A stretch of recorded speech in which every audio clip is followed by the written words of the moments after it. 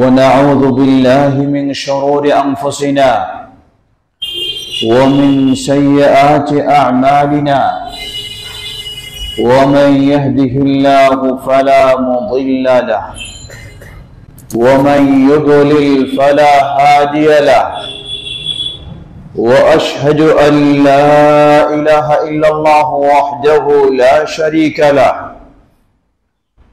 وأشهد أن محمدا عبده ورسوله يا أيها الذين آمنوا اتقوا الله حق تقاته ولا تموتن إلا وأنتم مسلمون أما بعد فإن خير الحديث كتاب الله وخير الهدي هدي محمد صلى الله عليه وسلم وشر الأمور محدثاتها وكل محدثة بدعة وكل بدعة ضلالة وكل ضلالة في النار وقال الله تبارك وتعالى في كتابه الحكيم يا أيها الذين آمنوا إن تطيعوا الذين كفروا يردوكم على أعقابكم فتنقلبوا خاسرين وقال نبينا محمد صلى الله عليه وسلم من تشبه بقوم فهو منهم رواه أصحاب السنن الحمد لله সমবেত মুসল্লিবৃন্দ আবার প্রশংসা জ্ঞাপন করছি সেই আল্লাহ সুবহানাহু ওয়া তাআলা যিনি আমাদেরকে তার দ্বীনের পথে কবুল করেছেন, তার দ্বীনের পথে চলা সহজ করে দিয়েছেন। সেই আল্লাহ সুবহানাহু ওয়া তাআলার প্রশংসা জ্ঞাপনার্থে বলি আলহামদুলিল্লাহ। অতঃপর অসংখ্য সালাত ও সালাম পেশ করছি প্রিয় রাসূল মুহাম্মদ সাল্লাল্লাহু আলাইহি ওয়াসাল্লাম, তার আসহাবে কেরাম, আহলে বাইত, শেষ দিবস পর্যন্ত তার প্রতিটি একনিষ্ঠ অনুসারীদের উপর। সমবেত মুসল্লিবৃন্দ,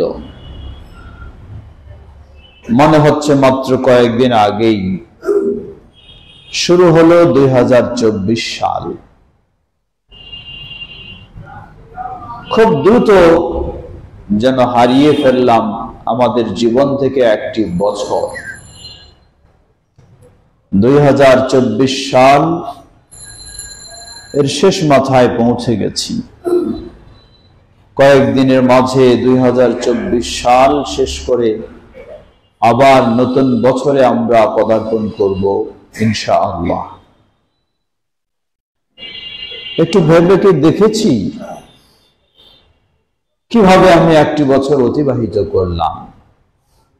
আল্লাহর কত আদেশ এবং নিষেধ ছিল, আমি কতগুলি বাস্তবায়ন করেছি, কতগুলি করিনি। এজন্য আমার কি হওয়া উচিত তা না ভেবে অপেক্ষা করছি অমুসলিমদের কালচারের আলোকে কবে 31st নাইট আসবে, কবে রাত 12টা অতিক্রম করে 12টা 1 মিনিট আসবে, কবে নববর্ষের সূর্যকে স্বাগতম জানাবো। লা হাওলা ওয়ালা কুওয়াতা ইল্লা বিল্লাহ। একজন মুসলিম সে নিজে আত্মমর্যাদা বোধ করবে, নিজে সম্মান অনুভব করবে যে আমি মুসলিম, ইসলাম পরিপূর্ণ জীবন ব্যবস্থা, ইসলামী কালচার, ইসলামী সংস্কৃতি আমার জন্য যথেষ্ট।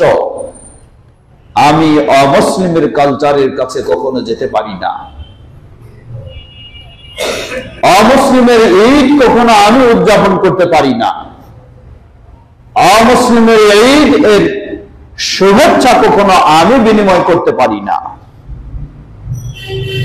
আনাস রাদিয়াল্লাহু তাআলা আনহু বলেন, নবী সাল্লাল্লাহু আলাইহি ওয়াসাল্লাম যখন মদিনায় গেলেন, মদিনার মুসলিমদেরকে দেখলেন তারা একটি দিনে বিশেষ আনন্দ উল্লাস উদযাপন করছে। নবী সাল্লাল্লাহু আলাইহি ওয়াসাল্লাম জিজ্ঞাসা করলেন, মা হাযাল ইয়াউম, কিসের দিবস এটা, কেন তোমরা এই দিন আনন্দ উল্লাস করছো? তারা বললেন, কুন্না নালআবু ফীহি ফিল জাহিলিয়া, আমরা যখন ইসলামে আসিনি, জাহিলি যুগে ছিলাম, এই দিনটি আমাদের কাছে আনন্দ উৎসবের দিন ছিল। সেই ধারাবাহিকতায় আজও আমরা এই দিনটিতে খেলতামাশা আনন্দ উৎসব করছি। নবী সাল্লাল্লাহু আলাইহি ওয়াসাল্লাম তীব্র প্রতিবাদ করে বললেন, ওয়াকাদ আবদালাকুমুল্লাহু বিহি খায়রাম মিন, আল্লাহ সুবহানাহু ওয়া তাআলা এর চেয়ে তোমাদেরকে শ্রেষ্ঠ দুটি দিন দিয়েছেন। একটি হলো ঈদুল ফিতর, আর একটি হলো ঈদুল আযহা। সেই ইসলামের ঈদ উৎসবের দিন পাওয়ার পরেও তোমরা ওই জাহেলি উৎসবের দিনকে তোমরা আনন্দ উৎসব পালন করছো। কখনো কোনো মুসলিমের জন্য এটি হতে পারে না। আজকে আপনার জন্য রয়েছে ঈদুল ফিতর, ঈদুল আযহা, তাহলে আপনি কিভাবে খ্রিস্টানদের ঈদকে গ্রহণ করতে পারেন? কিভাবে আপনি হিন্দুদের ঈদকে গ্রহণ করতে পারেন? কিভাবে আপনি অমুসলিমদের ঈদকে গ্রহণ করতে পারেন? আপনার ভিতরে কি ঈমান রয়েছে? আপনার ভিতরে কি ইসলামী চেতনা রয়েছে? যদি থাকে তাহলে নবী সাল্লাল্লাহু আলাইহি ওয়াসাল্লাম বলেন, মান তাশাব্বাহা বিকাওমিন ফাহুয়া মিনহুম, যে যাদের সাথে সাদৃশ্য রাখতে চায় সে তাদেরই অন্তর্ভুক্ত হয়। মুসলিম হিসাবে টিকে থাকার সুযোগ তার নেই, মুমিন হিসাবে টিকে থাকার সুযোগ তার নেই। সমবেত মুসল্লিবৃন্দ, আজকে আমরা আধুনিকতার নামে, সভ্যতার নামে অসভ্য কালচারে আজকে আমরা জড়িয়ে যাচ্ছি। নারী পুরুষ অবাধে, নারী পুরুষ সেই অবাধে নোংরা কালচারে সব কিছু আমরা জড়িয়ে যাচ্ছি। সেগুলিতে আমরা যাচ্ছে, সেখানে আমাদের ছেলে মেয়েরা। কি বলবেন আপনি? আপনি বলবেন আমি যাই না, আর আপনার ছেলে মেয়েকে সেখানে সম্পৃক্ত হওয়ার জন্য উদ্বুদ্ধ করেছেন, এমনকি টাকা পয়সা দিয়ে সহযোগিতা করে সেখানে পাঠিয়ে দিয়েছেন, আর বলবেন আমি যাইনি। হতভাগা আপনি, দুর্ভাগা আপনি। আপনার মতো বাবা, আপনার মতো মা, এই সন্তানেরা আপনাকেই শিক্ষা দিবে এই দুনিয়াতেই। তারা যখন আরো বড় হবে, ওই খ্রিস্টানদের কালচারে আপনি তাদেরকে আজকে প্রেরণ করেছেন, সেই খ্রিস্টানদের কালচার অনুযায়ী আপনার এই ছেলে মেয়ে আপনাকে ঘর থেকে বের করবে। যান আপনি বৃদ্ধাশ্রমে, আপনার এই বাড়িতে আশ্রয় নেই। সুতরাং মুসলিম বাবা মা হিসাবে দায়িত্ব সন্তানদেরকে ইসলামী কালচারে গড়ে তোলা। নিজে ইসলামী আদর্শে গড়ে উঠব, সন্তানদেরকে ইসলামী কালচারে গড়ে তুলব। এটি হলো প্রতিটি মুসলিম অভিভাবকের দায়িত্ব।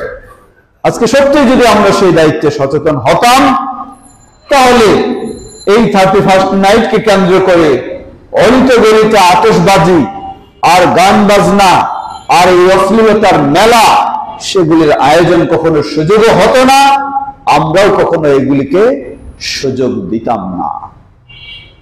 আল্লাহকে ভয় করুন, সতর্ক হন।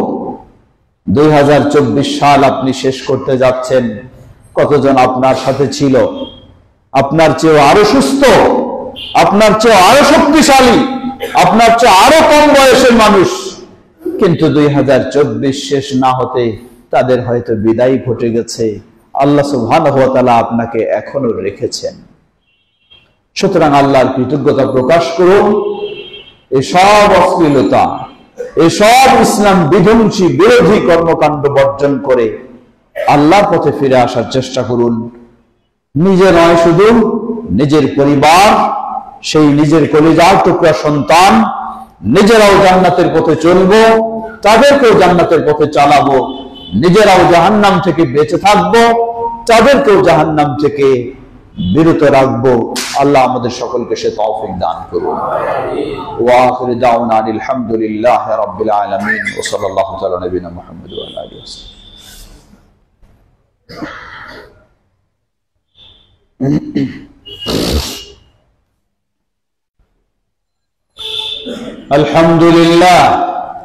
আলহামদুলিল্লাহ রাব্বিল আলামিন والصلاة والسلام على عبد الله ورسوله نبينا محمد وعلى آله وصحبه أجمعين أما بعد। সমবেত মুসল্লিবৃন্দ, 24 সাল অতিবাহিত করছেন, 25 সালকে আপনি বরণ করছেন, ইংরেজি নববর্ষ উদযাপন করছেন। আপনি কি একটু ভেবে দেখেছেন আল্লাহ সুবহানাহু ওয়া তাআলা আপনাকে 24 সাল বেঁচে থাকার সুযোগ করে দিয়েছিলেন? কতটুকু আপনি আল্লাহর আনুগত্যে অতিবাহিত করেছেন? যদি না করতে পারেন তাহলে আল্লাহর কাছে কতটুকু আপনি অনুতপ্ত হয়েছেন? আল্লাহ রাসূল সাল্লাল্লাহু আলাইহি ওয়াসাল্লাম বলেন, খায়রুন নাসি মান তালা উমরুহু ওয়া হাসুনা আমালুহু। ভালো মানুষ ওই মানুষটা যে দীর্ঘদিন আয়ু পেয়েছে আর তার সব কাজগুলিও ভালো। তার মাঝে নেই দুর্নীতি, নেই প্রতারণা, নেই ধোঁকাবাজি, নেই কারো প্রতি অন্যায় জুলুম, নেই মিথ্যার আশ্রয়, নেই সুদ ঘুষের কারবার, নেই অশ্লীলতা বেহায়াপনা, নেই বেনামাজি, নেই মিথ্যা, নেই কোনো খারাপ কাজ। আল্লাহ রাসূল সাল্লাল্লাহু আলাইহি ওয়াসাল্লাম বললেন, ওই মানুষটাই হলো ভালো। আপনি কি সেই ভালো হওয়ার প্রতিযোগিতা করেছেন? আপনার উচিত সেই ভালো হওয়ার প্রতিযোগিতা করা। আল্লাহ আমাদের সকলকে সে তৌফিক দান করুন। রাসূলুল্লাহ সাল্লাল্লাহু আলাইহি ওয়াসাল্লাম বললেন, ওয়া শাররুন নাস মান তালা উমরুহু ওয়া সাআ আমালুহু। খারাপ মানুষ হলো ওই মানুষটা বছরের পর বছর যে আয়ু পাচ্ছে কিন্তু তার কাজগুলি ভালো নয়, কাজগুলি খারাপ। নেই তার সালাত বেনামাজির মতো চলছে, নেই তার মাঝে পর্দা বেপর্দার মতো চলছে, নেই তার মাঝে হালাল হারামের পার্থক্য, হারামের মধ্যে হাবুডুবু খাচ্ছে, নেই তার মাঝে সততা মিথ্যার আশ্রয় নিচ্ছে, নেই তার মাঝে আল্লাহর ভয়, দুনিয়ার পিছনে শুধু ছুটছে। আল্লাহ রাসূল সাল্লাল্লাহু আলাইহি ওয়াসাল্লাম বললেন, ওই মানুষটাই হলো খারাপ। হতে পারে তিনি তার প্রভাব দেখাচ্ছেন অনেক, তার ক্ষমতা দেখাচ্ছেন অনেক, কিন্তু আসলেই সে কখনো ভালো মানুষ নয়। এই মানুষটা তার চোখের সামনে হয়তো আপনি তার কিছু খারাপ বলতে পারছেন না, কিন্তু তার আড়ালে ঠিকই আপনি খারাপ বলেন। তার বিদায় নিলে আরো আপনি তাকে ছিছি করেন যে এই লোকটা কতই না জঘন্য খারাপ কাজ করে চলেছে। আল্লাহকে ভয় করুন, খারাপ মানুষ হওয়া থেকে বিরত থাকার চেষ্টা করুন। আল্লাহ আমাদের সকলকে সে থেকে হেফাজত করুন। সমবেত মুসল্লিবৃন্দ, সুতরাং ওমর ইবনুল খাত্তাব রাদিয়াল্লাহু আনহু বলেন, হাসিবু আনফুসাকুম ক্বাবলা আন তুহাসাবু। আপনাকে অবশ্যই আল্লাহর কাছে হিসাবের সম্মুখীন হতে হবে। আল্লাহ আপনাকে অগণিত অসংখ্য নিয়ামত দিয়েছেন। সুম্মা লাতুসআলুন্না ইয়াওমাইযিন আনিন নাঈম।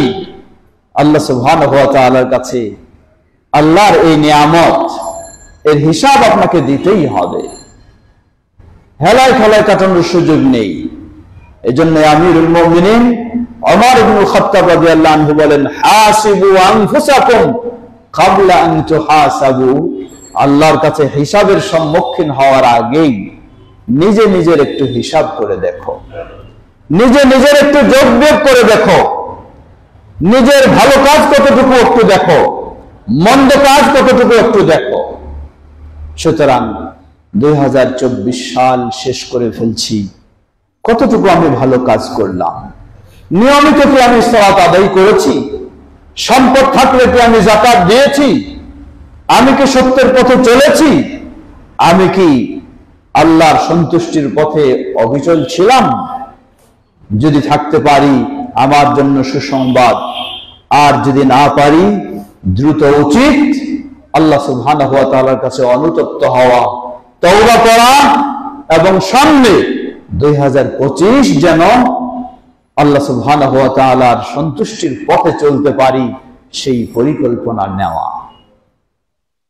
একজন মুসলিম, আপনি ইসলামের ধারক বাহক, আপনি ইসলামের প্রচারক, আপনি ইসলামের বাহিনী, আপনি ইসলামের শক্তি।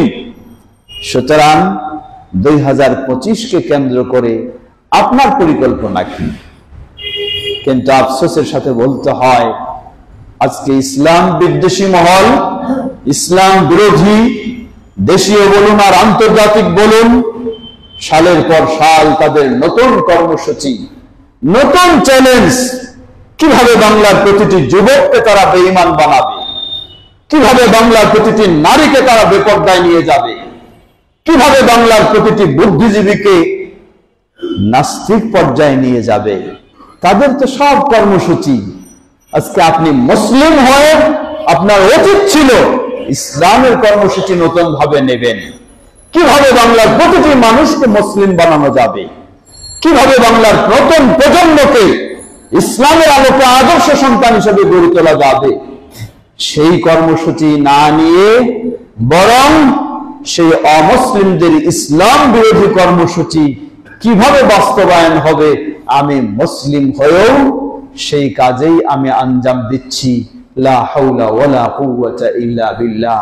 আর আশা করছি আল্লাহ সুবহানাহু ওয়া তাআলার জান্নাতের এতই সহজ কখনো হতে পারে না। আল্লাহর কাছে তওবা করি, নিজের ত্রুটির জন্য আল্লাহর কাছে ক্ষমা চাই, এবং নিজের জীবনকে আরো সুন্দর করে নেওয়ার জন্য, জান্নাতের পথকে নিশ্চিত করে নেওয়ার জন্য সামনের কর্মসূচি গ্রহণ করার চেষ্টা করি। আল্লাহ আমাদের সকলকে সে তৌফিক দান করুন। 2024 সালে আপনার কলিজার টুকরা শিশু সন্তানকে আদর্শ শিক্ষিত করে গড়ে তোলার দায়িত্ব ছিল আপনার। আপনি পারেননি, আপনি হয়তো চেষ্টা করেও পারেননি, অথবা চেষ্টাও করেননি। আল্লাহর কাছে ক্ষমা চান, আল্লাহর কাছে তওবা করুন। 2025-এর জন্য তো আপনি অনেক প্রতিষ্ঠানে দৌড়ঝাঁপ করছেন, কোথায় আপনার সন্তানকে ভালোভাবে শিক্ষিত করতে পারবেন? আপনি কি একটু আপনার চিন্তাটাকে পর্যালোচনা করেছেন? আপনি কি একটু আপনি ভেবে দেখেছেন যে আমার ছেলেকে উন্নত শিক্ষিত বানাতে চাই, কিন্তু তাকে কি আমি নামাজি বানানোর পরিকল্পনা নিয়েছি? আমার ছেলেকে আধুনিক শিক্ষায় শিক্ষিত করতে চাই, কিন্তু আমি কি তাকে আখিরাতমুখী বানানোর চেষ্টা করেছি? আমার ছেলেকে আমি আরো আপডেট করতে চাই, কিন্তু আমার ছেলেকে আমি কি সত্যবাদী বানানোর চেষ্টা করেছি? একটু ভেবে দেখুন। যদি না পারি তাহলে অবশ্যই আপনার জন্য ফরজ 2025 সালের কর্মসূচিতে আপনার সন্তানকে যেন সেভাবে গড়ে তুলতে পারেন।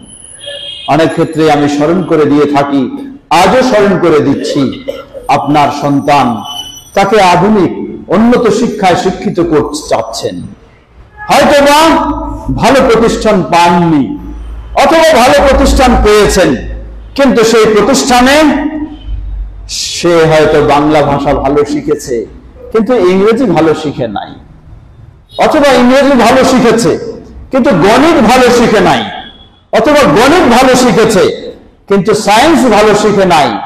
আপনি তো কোনোদিন মনে করেন না স্কুলে যেহেতু ভালো সায়েন্স শেখায় না, ভালো শিক্ষক নাই, তাই আমার ছেলে বা মেয়ে সারা জীবনটাই সে দুর্বল হয়ে থাকুক সায়েন্সে। এটি তো কখনো বাবা হিসাবে চান না, এটি কখনো মা হিসাবে চান না। কিন্তু আপনি ইসলামের ক্ষেত্রে এত দুর্বল কেন? ইসলামের ক্ষেত্রে এত চিন্তা আপনার নিম্ন কেন? যখন আপনাকে বলা হয় আপনার সন্তানকে কমপক্ষে ইসলামের মৌলিক শিক্ষা আপনি অবশ্যই দেবেন, আপনি আপত্তি পেশ করেন, ওজর পেশ করেন, বলবেন যে কি ভাই চেষ্টা তো করছি কিন্তু পারছি না। কেন পারছেন না?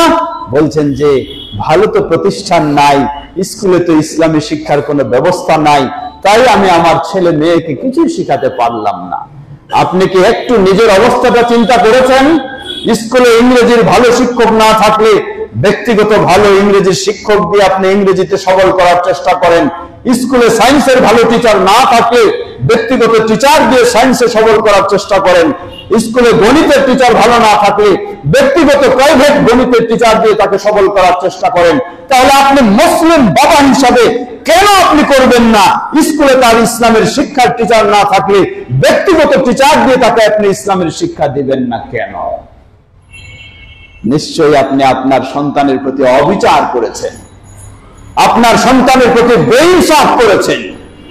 মুসলিম বাবা হিসাবে মুসলিম সন্তানকে ইংরেজি ঠিকই শিখালেন, গণিত ঠিকই শিখালেন, সায়েন্স ঠিকই শিখালেন, কিন্তু মুসলিম বাবা হিসাবে মুসলিম সন্তানকে ইসলাম শিখালেন না। বাবা হিসাবে আপনি আপনার সন্তানের প্রতি প্রতারণা করলেন, বাবা হিসাবে আপনি আপনার সন্তানের প্রতি খেয়ানত করলেন, বেইনসাফি করলেন। মুসলিম বাবা হিসাবে উচিত ছিল ইহুদি বাবা যেমন ইহুদি সন্তানকে কিভাবে সে ইহুদি হবে সেটি সর্বোচ্চ চেষ্টা করে থাকে, হিন্দু বাবা তার সন্তান কিভাবে হিন্দু হবে সেটি সর্বাত্মক চেষ্টা করে যাচ্ছে। কিন্তু আপনি মুসলিম বাবা মা হিসাবে কতটুকু আপনি চেষ্টা করলেন আপনার সন্তান যেন মুসলিম সন্তান হয়? নিশ্চয়ই আমরা দুর্বল, নিশ্চয়ই আমরা আমাদের দায়িত্ব পালন করছি না। মনে রাখবেন, আপনি যে সন্তানকে গড়ে তুলেছেন ওই সন্তানকে যদি সৎ সন্তান হিসেবে রেখে যান, আর সেই সন্তান যদি আপনার জন্য সবসময় আল্লাহর কাছে কল্যাণ কামনা করে, রাসূলুল্লাহ সাল্লাল্লাহু আলাইহি ওয়াসাল্লাম বলেন, আপনি পৃথিবী থেকে বিদায় নিয়ে চলে যাবেন, কিন্তু আপনার সন্তান ভালো হওয়ার কারণে, আপনার সন্তান নামাজি হওয়ার কারণে, আপনার সন্তান আল্লাহর কাছে সবসময় রব্বির হামহুমা কামা রব্বায়ানি সগীরা এই দোয়ার কারণে আপনি কবরে বসে এর সব সবগুলি পেতেই থাকবেন ইনশাআল্লাহ। একই ভাবে যদি আপনি কোনো চেষ্টা না করেন, আপনার সন্তানকে অনেক কিছু শেখাতে চেষ্টা করেছেন কিন্তু রব্বির হামহুমা কামা রব্বায়ানি সগীরা শেখানোর চেষ্টা করেননি, অনেক কালচার শিখালেন কিন্তু সালাত শিখালেন না, অনেক কিছু শিখালেন ইসলামী আদর্শ শিখালেন না, তাহলে ওই সন্তান যতই অন্যায় অপকর্ম করবে আপনি বাবা মা হিসাবে কবরে তাদের অন্যায় অপকর্মের গুনাহ এবং শাস্তি আপনি সেখানে ভোগ করতে থাকবেন। দুনিয়াতেও আপনার শান্তি নেই, আখিরাতেও আপনার শান্তি নেই। কিন্তু সন্তানকে নিয়ে যদি আল্লাহকে ভয় করে ভালো পরিকল্পনা নেন, ডাক্তার বানাবেন অসুবিধা নেই, ইঞ্জিনিয়ার বানাবেন অসুবিধা নেই, কিন্তু বানাতে হবে তাকে নামাজি ডাক্তার, বানাতে হবে তাকে মুসলিম ইঞ্জিনিয়ার, তাহলে ইনশাআল্লাহ আপনি জীবদ্দশায় উপকৃত হবেন, মৃত্যুর পরে উপকৃত হবেন। আপনার ওই সন্তান দিয়ে সন্তান নিজে উপকৃত হবে, পরিবার উপকৃত হবে, সমাজ উপকৃত হবে, দেশ উপকৃত হবে। 2025 সাল আপনার সামনে, অনেক পরিকল্পনা নিতে চেষ্টা করছেন, আপনি কি সন্তানকে সেভাবে গড়ে তোলার পরিকল্পনা নিয়েছেন কিনা একটু ভেবে দেখুন, একটু বিষয়টিকে চিন্তা করুন। আল্লাহ আমাদের সকলকে সে তৌফিক দান করুন, আমাদের সন্তানদেরকে যেন আমরা মুসলিম সন্তান হিসেবে গড়ে তুলতে পারি। আল্লাহ আমাদের সকলকে সে তৌফিক দান করুন। সমবেত মুসলিম, নববর্ষ হিসাবে বহু অপকর্মে আমরা জড়িয়ে যাই। আজকে বর্তমান উন্নত প্রযুক্তির যুগ, ডিজিটাল যুগ, অনলাইনের যুগ, মিডিয়ার যুগ, ইন্টারনেটের যুগ। খারাপ কাজে জড়িত হওয়ার জন্য শুধু খারাপ জায়গায় যেতে হয় এমনটা নয়, আপনার জায়গা থেকেও আপনি এখন উন্নত প্রযুক্তির মাধ্যমে সহযোগিতা আপনার জায়গায় বসে থেকেও আপনি খারাপ কাজে জড়িত হন। কেমনে? রাসূলুল্লাহ সাল্লাল্লাহু আলাইহি ওয়াসাল্লাম বলেন, মান আতা আররাফান লাম তুকবাল সালাতুহু 40 লাইলা। যে ব্যক্তি কোন জ্যোতিষীর কাছে যাবে, কোন গণকের কাছে যাবে, কোন পঞ্জিয়ারের কাছে যাবে, ভবিষ্যৎবাণী করে, অদৃশ্যের খবর দেয়, এমন ব্যক্তির কাছে যাবে, শুধু লাম তুকবাল সালাতুহু 40 লাইলা, 40 রাত পর্যন্ত তার সালাত আল্লাহ কবুল করবেন না। নববর্ষ উপলক্ষে আপনার সামনে অনেক অফার, আপনার সামনে অনেক আয়োজন, আপনার আগামী বছরটা কেমন চলবে এই ভবিষ্যৎবাণী জানানোর জন্য, আপনার আগামী বছরটা যেন ভালো চলে এই তথ্য দেওয়ার জন্য জ্যোতিষীরা তাদের অফিস আদালতকে সাজাচ্ছে, গণকেরা তাদের ঘর বাড়িকে সাজাচ্ছে। আপনি হয়তো বলবেন যে আমি তো সেখানে যেতে পারি না, আপনি যান নাই, কিন্তু আপনি আপনার ঘরেই বসে আছেন, টেলিভিশনের সুইচ অন করলেন, টেলিভিশনের পর্দায় চলে আসলেন অমুক জ্যোতিষী, তার বয়ান দিতেছে, আর আপনি মনোযোগ সহকারে জ্যোতিষীর বয়ান উপভোগ করছেন। নবী সাল্লাল্লাহু আলাইহি সাল্লাম বলেন, মান আতা আররাফান, যে এই জ্যোতিষীর কাছে যাবে, এই রাশিবিদের কাছে যাবে, এই গণকের কাছে যাবে, আপনি যেন আপনার ঘরে বসেই অটোমেটিক সেই জ্যোতিষী রাশিবিদের কাছে পৌঁছে গেছেন, তার কথাগুলি আপনি শুনতেছেন, তার তথ্যগুলি আপনি উপভোগ করছেন।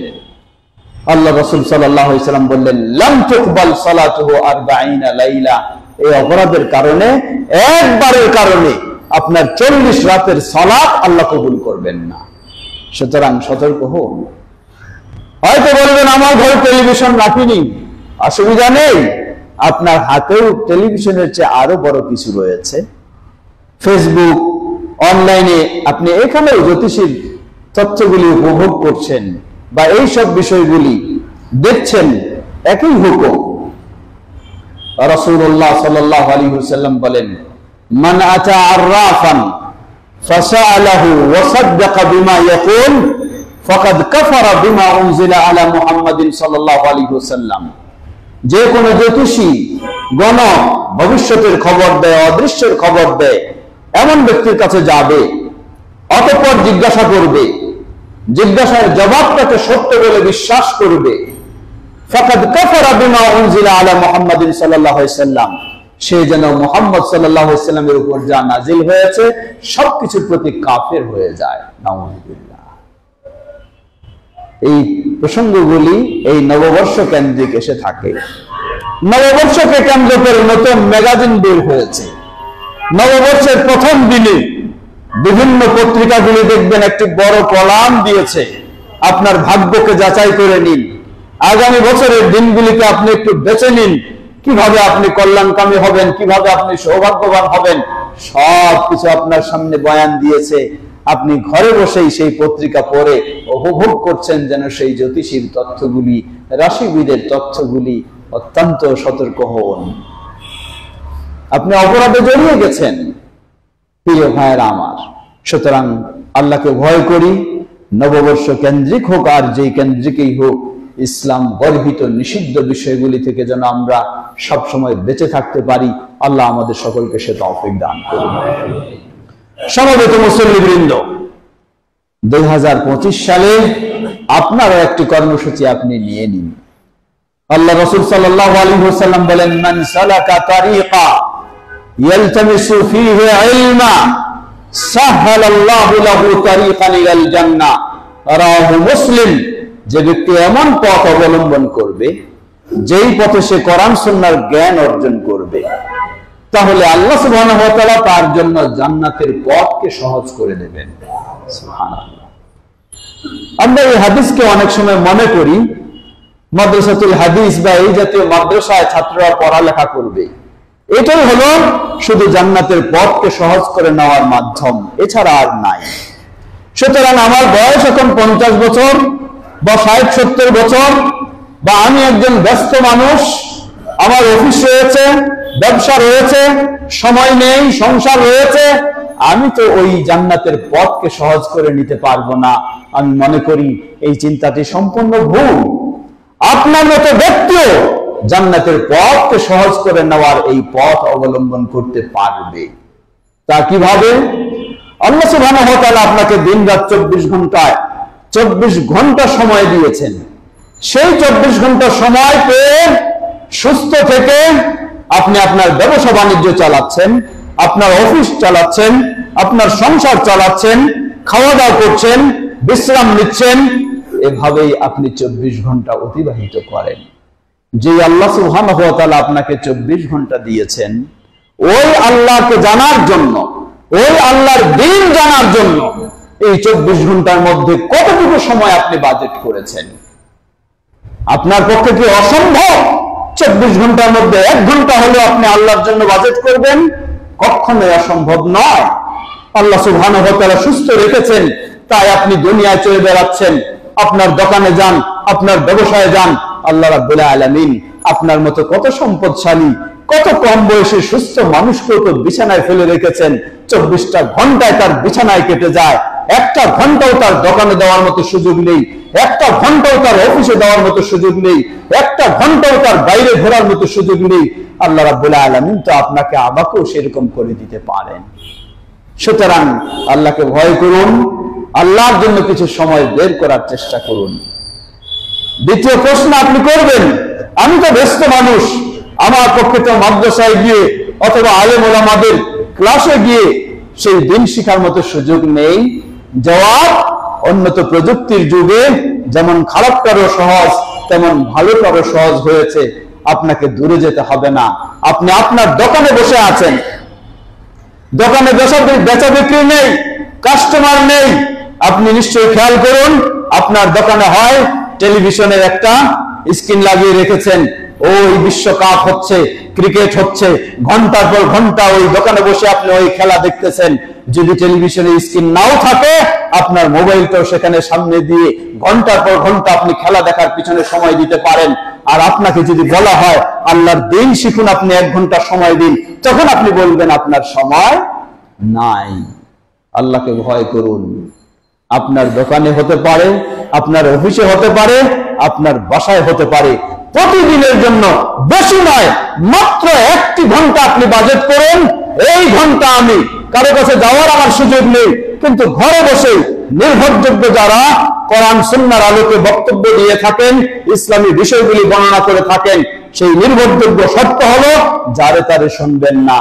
অবশ্যই নির্ভরযোগ্য ব্যক্তির আপনি প্রতিদিন 1টি ঘন্টা করে শোনার চেষ্টা করুন।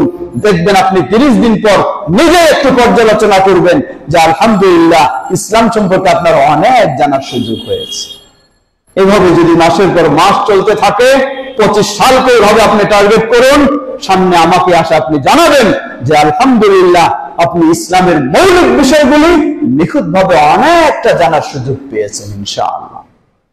শুধু এটুকুই নয়, প্রতিদিন যখন আপনি 1 ঘন্টা নির্বাচন করে নিলেন, 1 ঘন্টা কর্মসূচি নিলেন যে ওই 1 ঘন্টা আপনি দিন শিখবেন, আল্লাহ রাসূল সাল্লাল্লাহু আলাইহি ওয়াসাল্লামের ওই হাদিসের মর্যাদাও আপনি পেতে পারেন।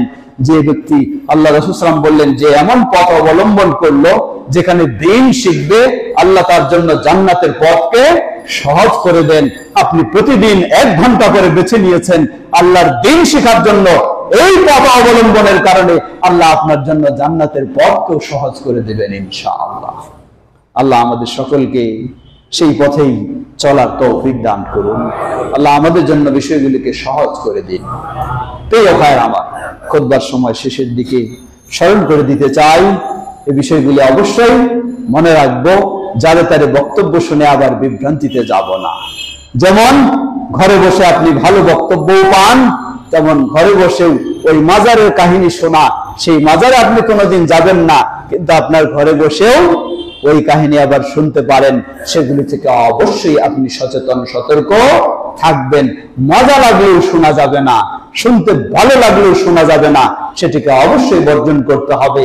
শুনবেন আপনি শুধু যাকে নির্ভরযোগ্য হিসাবে কোরআন সুন্নাহর স্পষ্ট দলিলের আলোকে যার কথাগুলি জানেন বলে আপনি সেই ব্যক্তিদেরই শুধু কথা শুনে দিন শেখার চেষ্টা করবেন। আল্লাহ আমাদের সকলকে দিন শেখার এবং দিন শেখার মাধ্যমে দিনের উপরে প্রতিষ্ঠিত থাকার নিজে ও পরিবারের সকলকে সেভাবে গড়ে তোলার আল্লাহ তৌফিক দান করুন। স্মরণ করে দিতে চাই, নতুন শিক্ষাবর্ষ আসতে যাচ্ছে। আমাদের প্রিয় মাদ্রাসা মাদ্রাসাতুল হাদিস একদিকে যেমন আমাদের সন্তানদেরকে সেখানে শিক্ষিত করার জন্য ভর্তি করাবো, অপরদিকে নতুন শিক্ষাবর্ষে নতুন ব্যয়, নতুন অনেক কিছু প্রয়োজন হয়, তাই সার্বিক সহযোগিতায় আমরা আরো এগিয়ে আসব। আল্লাহ আমাদের সকলকে আমাদের প্রিয় প্রতিষ্ঠানের সার্বিক সহযোগিতায় এগিয়ে আসার তৌফিক দান করুন। ইবাদাল্লাহ রাহিমাকুমুল্লাহ, আল্লাহুম্মা সাল্লি আলা মুহাম্মদ ওয়া আলা আলি মুহাম্মদ كما صليت على إبراهيم وعلى آل إبراهيم إنك حميد مجيد اللهم بارك على محمد وعلى آل محمد كما باركت على إبراهيم وعلى آل إبراهيم إنك حميد مجيد اللهم ارض عن الخلفاء الراشدين وعن سائر أصحاب نبينا